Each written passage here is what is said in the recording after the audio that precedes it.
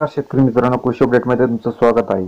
सध्या अरबी समुद्रात तयार झालेल्या कमी दाबाच्या क्षेत्रामुळे कोकण, मध्य महाराष्ट्र व विदर्भ तसेच खानदेशात तुरळक ठिकाणी पावसाच्या सरी पडण्याची हवामान खात्याने शक्यता वर्तवली आहे. तर आपण सविस्तर डिटेल बघणार आहोत. चला तर बघूया. अरबी समुद्रात सध्या नैऋत्य भागात असलेल्या कमी दाबाच्या क्षेत्रामुळे कोकण व मध्य महाराष्ट्रात ढगाळ वातावरण झाले आहे. तर शुक्रवारी सकाळी पुणे, कोल्हापूर व कोकणात काही ठिकाणी पावसाच्या तुरळक सरी पडल्या आहेत. यामुळे शेतकऱ्यांना चिंतेचे वातावरण तयार झाले असून सध्या त्याचा जे रब्बीतील पिके आहे आपले गहू, हरभरा, ज्वारी व फळबागा व इतर भाजीपाला पिकांवर सध्या परिणाम होण्याची शक्यता वर्तवली आहे.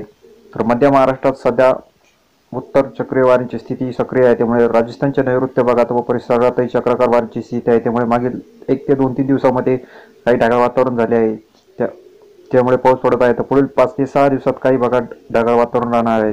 तसेच मध्य महाराष्ट्र, खानदेश व विदर्भात तुरळक ठिकाणी हलक्या सरी पडत आहे. तर पुढे बघणार आहोत. त्यामुळे पुढील 2 ते 3 दिवसानंतर खानदेशातील धुळे, नंदुरबार जिल्ह्यात काही अंशी ढगाळ वातावरण राहणार असून तुरळक ठिकाणी गारपिटीसह हलक्या सरी पडतील. कोकण व मध्य महाराष्ट्र, मराठवाडा व विदर्भात थंडी गायब झाल्याने किमान तापमानात वाढ झाली आहे. तर